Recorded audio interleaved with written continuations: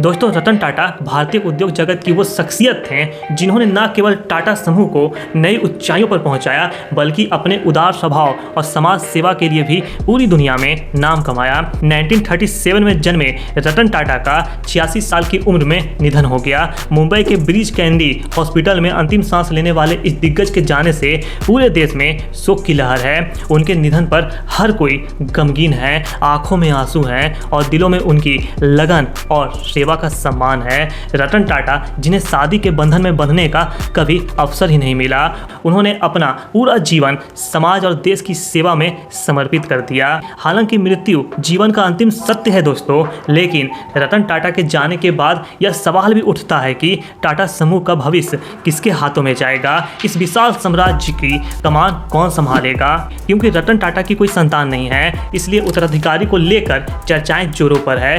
टाटा समूह ने पहले से इस सवाल का हल ढूंढने की कोशिश की है और कुछ प्रमुख नाम उभर कर सामने आए हैं। इनमें से सबसे आगे जो नाम आता है वो है नोएल टाटा का। नोएल टाटा रतन टाटा के सौतेले भाई हैं और टाटा समूह के भीतर एक मजबूत दावेदार माने जाते हैं। रतन टाटा के पिता नवल टाटा की दूसरी शादी से नोएल टाटा का जन्म हुआ था।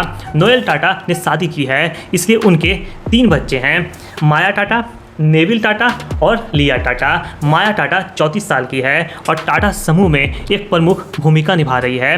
टाटा न्यू ऐप के लॉन्च में उनका बड़ा योगदान रहा है। उनके अनुभव और रणनीतिक सोच के चलते उन्हें उत्तराधिकारी के लिए एक संभावित दावेदार माना जा रहा है। वहीं 32 साल के नेविल टाटा भी परिवार के बिजनेस में काफ़ी रुचि रखते हैं। स्टार बाजार के प्रमुख नेविल टाटा समूह के भविष्य के लीडर के रूप में देखे जा रहे हैं। उनके नेतृत्व में ट्रस्ट लिमिटेड ने उल्लेखनीय प्रगति की है। और वहीं लिया टाटा जो 39 साल की है, वो भी टाटा समूह के हॉस्पिटैलिटी सेक्टर में अहम भूमिका निभा रही है। उन्होंने ताज होटल और इंडियन होटल कंपनी के संचालन को नई ऊंचाइयों पर पहुंचाया है। यहाँ तक तो आपको समझ में आ गया होगा, पर यहाँ से कहानी में कुछ चेंजेस होती है।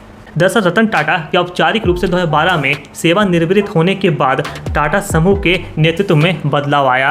गाइस, इसके बाद 2017 में एन चंद्रशेखरन को टाटा सन्स का चेयरमैन बना दिया गया।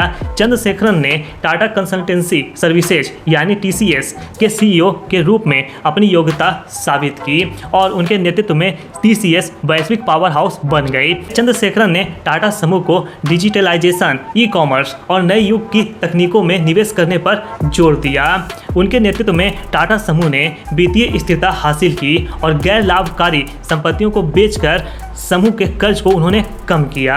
चंद्रशेखर ने समूह की नैतिक, व्यापारिक प्रथाओं और सामाजिक जिम्मेदारियों को भी बनाए रखा, जिससे टाटा समूह की छवि और भी मजबूत हो गई। इसलिए एन चंद्रशेखरन ने यह स्पष्ट किया कि टाटा समूह आने वाले वर्षों में इलेक्ट्रिक व्हीकल्स, रिन्यूएबल एनर्जी और आर्टिफिशियल इंटेलिजेंस यानी AI जैसे क्षेत्रों में भी निवेश करेगा। टाटा मोटर्स ने इलेक्ट्रिक व्हीकल्स के क्षेत्रों में अपनी स्थिति मजबूत करने के लिए कई पहलें की हैं और इसके अलावा टाटा डिजिटल ने टाटा न्यू नामक सुपर ऐप लॉन्च किया, जो समूह को ई-कॉमर्स क्षेत्र में मजबूत बना रहा है। हालांकि एन चंद्रशेखरन वर्तमान में टाटा समूह का नेतृत्व कर रहे हैं, इसलिए आने वाले भविष्य में उत्तराधिकारी की दिशा हमेशा चर्चा का विषय रहेगी। गाइस, टाटा समूह की विशेषता यह भी है कि यह केवल परिवार से जुड़े लोगों पर निर्भर नहीं करता है, बल्कि पेशेवर और योग्य नेतृत्व पर भी जोर देता है। गाइस, रतन टाटा जो टाटा ट्रस्ट के साथ जुड़े हुए हैं, उन्होंने भी यह सुनिश्चित किया था कि यह समूह का नेतृत्व हमेशा योग्य हाथों में ही रहेगा। दोस्तों, हमारे रतन टाटा केवल एक बिजनेसमैन नहीं थे, बल्कि वो एक प्रेरणा थे।